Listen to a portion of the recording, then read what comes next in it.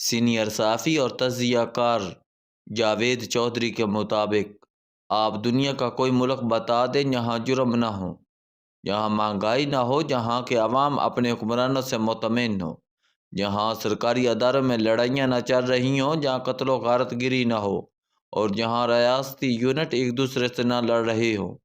امریکہ دنیا کی واحد سپر پاور ہے۔ وہاں ابھی الیکشن ہوا، پورے ملک کی انتظامیہ ڈونلڈ ٹرمپ کے سامنے کے لیے تیاری کر رہی ہے۔ پینٹاگان میں باقاعدہ میٹنگز ہو رہی ہیں کہ ہم ٹرمپ کے طوفان کا مقابلہ کیسے کریں گے۔ امریکہ کی سپریم کورٹ میں بھی تھرتلی مچی ہوئی ہے اور کل سے نیو یارک میں ہزاروں لوگ ٹرمپ ٹاور کے سامنے کھڑے ہو کر نئے صدر کو گالیاں دے رہے ہیں۔ امریکہ، یورپ اور مڈل ایسٹ 2 سال سے مہنگائی کی زد میں ہے۔ آپ وہاں کے لوگوں سے پوچھیں یہ کیسے گزارا کر رہے ہیں۔ اور پیچھے رہ گئی دہشت گردی تو آپ 29 جولائی کے برطانیہ کے فسادات دیکھ لیں۔ ایک برطانوی شہری نے 3 برطانوی بچیوں کو چاقو سے قتل کر دیا اور اس کے بعد آدھے ملک میں فسادات پھوٹ پڑے۔ ہجوم نے سینکڑوں دکانیں، گاڑیاں، گھر اور عبادت گاہیں جلا دی۔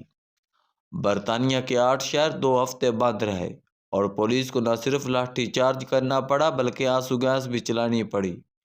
لوگوں کے گھروں کے دروازے توڑ کر ملزموں کو گرفتار کیا گیا۔ عدالت نے 13 سال کے لڑکوں کو بھی سزا دی۔ امریکہ کے پچھلے الیکشن میں ڈونلڈ ٹرمپ کے حمایتیوں نے کیپٹل ہل پر حملہ کر دیا تھا۔ یہ کانگریس اور سینٹ کی عمارتوں میں داخل ہو گئے تھے اور سرکاری دفتر توڑ پھوڑ دیے تھے۔ روس میں چند ماہ قبل داغستان میں مسلمان آبادی پر خوفناک حملے ہوئے تھے اور ان میں درجنوں کے قریب پولیس اہلکار بھی مارے گئے تھے۔ اب یوکرائن اور غزہ کو بھی دیکھ لیں۔ غزہ میں 1 سال میں 1 لاکھ کے قریب لوگ شہید اور زخمی ہو چکے ہیں۔ یوکرائن میں 2.5 سال سے جنگ چل رہی ہے۔ پورا ملک برباد ہو گیا۔ جاپان دنیا کا پرامن ترین ملک تھا لیکن وہاں کے سابق وزیر اعظم کو کسی نے گولی مار دی۔ جاپان میں اسلحے پر پابندی ہے لیکن ایک نوجوان نے گھر میں پستول بنا کر وزیر اعظم کو گولی سے اڑا دیا۔ لہذا کہنے کا مطلب یہ ہے پاکستان باقی دنیا سے مختلف نہیں ہے۔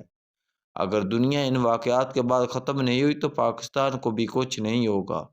ہم بلا وجہ پریشان رہتے ہیں۔ نوجوان مجھے حیرت سے دیکھ رہا تھا۔ میں خاموش ہوا تو وہ غصے سے بولا، آپ حکومت کی نالائکی کو جسٹیفائی کر رہے ہیں۔ آپ کو خان نظر نہیں آ رہا ہے اس کے ساتھ کیا ہو رہا ہے؟ اس بیچارے کو بے گناہ جیل میں رکھا ہوا ہے اور اسے وکیلوں تک سے ملاقات کی اجازت نہیں دی جا رہی۔ میں نے غور سے اس کی بات سنی اور پھر ہنس کر جواب دیا، آپ اپنی شہادت کی انگلی ماتھے پر رکھیں۔ اس نے رکھ دی۔ میں نے عرض کیا، ہمارا سب کچھ یہاں ہے۔ ہم یہاں سے مسلمان، عیسائی، یہودی، ہندو اور لادین ہوتے ہیں۔ ہم یہاں سے ہی کامیاب اور ناکام ہوتے ہیں۔ ہم یہاں سے ہی ڈاکٹر، انجینئر، اکاؤنٹنٹ، کھلاڑی اور سیاستدان بنتے ہیں اور ہم یہاں سے ہی اداس اور خوش ہوتے ہیں۔ دنیا کیسی ہے اس کا فیصلہ بھی یہیں سے ہوتا ہے۔ آپ یقین کریں ہمارے 1350 cc کے دماغ کے بغیر کچھ بھی نہیں۔ دھوپ اللہ تعالیٰ کی بہت بڑی نعمت ہے لیکن دنیا میں اس وقت لاکھوں ایسے لوگ ہیں جو دھوپ میں نہیں نکل سکتے۔ دھوپ ان کی جلد کو جلا دیتی ہے اور یہ چیخنے پر مجبور ہو جاتے ہیں۔ دنیا میں کروڑوں لوگ دودھ نہیں پی سکتے، کروڑوں لوگوں کو، اور کروڑوں سیب، کیلا یا مالٹا نہیں کھا سکتے۔ کیا یہ اس کا مطلب لیا جائے مالٹا، کیلا، سیب، دودھ اندھیرا اور دھوپ بری چیزیں ہیں اور یہ ختم ہو جانی چاہیے؟ جی نہیں، ان نعمتوں کا کوئی قصور نہیں، قصور یا فالٹ لوگوں میں ہے، نعمتوں میں نہیں۔ بالکل اسی طرح باہر کی دنیا بھی معمول کے مطابق چل رہی ہے۔ خرابی صرف ہمارے دماغ میں ہے، لہذا آپ باہر کی دنیا کو بدلنے کی کوشش نہ کریں، اپنے آپ کو تبدیل کر لیں۔ اپنے اس 1350 cc کے دماغ پر توجہ دیں۔ آپ کو یہ دنیا جنت نظر آئے گی لیکن آپ گلاب کے پھولوں پر توجہ دینے کی بجائے کانٹے گر رہے ہیں۔ گلاب دیکھیں، نوجوان کو میری بات سے اتفاق نہیں تھا۔ اس کا کہنا تھا، آپ اپنا فلسفہ بغیرتی اپنے پاس رکھیں۔ آپ فطرتاً پٹواری ہیں، آپ کے اندر حکمرانوں کی محبت ابھر رہی ہے۔ آپ جنرل عاصم منیر سے خوف زدہ ہیں اور آپ خان کے خلاف ہیں وغیرہ۔ میں پیار سے اس کی طرف دیکھتا رہا۔ وہ خاموش ہوا تو میں نے عرض کیا، میرے بھائی میں بھی اسی طرح پریشان رہا کرتا تھا، مجھے بھی بے بسی کا احساس ہوتا تھا، میں بھی غصے سے ابلتا رہتا تھا۔ لیکن آپ یقین کرو، میں نے پھر اپنے دماغ پر کام شروع کر دیا۔ میں نے اس کے ساتھ ہی اپنی انگلی ماتھے پر رکھی، ماتھے کو بجایا اور پھر کہا، میں نے یہاں سے خود کو بدل لیا اور اب مجھے کوئی مسئلہ محسوس نہیں ہوتا۔ مجھے آپ اپنے دائیں بائیں بکھری خرابیاں بھی اچھی محسوس ہوتی ہیں۔ مثلاً آج کا لاہور کے اندر سموگ ہے، مجھے یہ پریشانی ضرور ہے۔ ہماری حکومت اس کا مستقل حل تلاش کیوں نہیں کرتی؟ اگر برطانیہ، جاپان، چین اور جرمنی نے اس کا حل نکال لیا تھا، اگر بھارت اس کے مقابلے پر لگا ہوا ہے تو پھر ہم میں کیا کمی ہے؟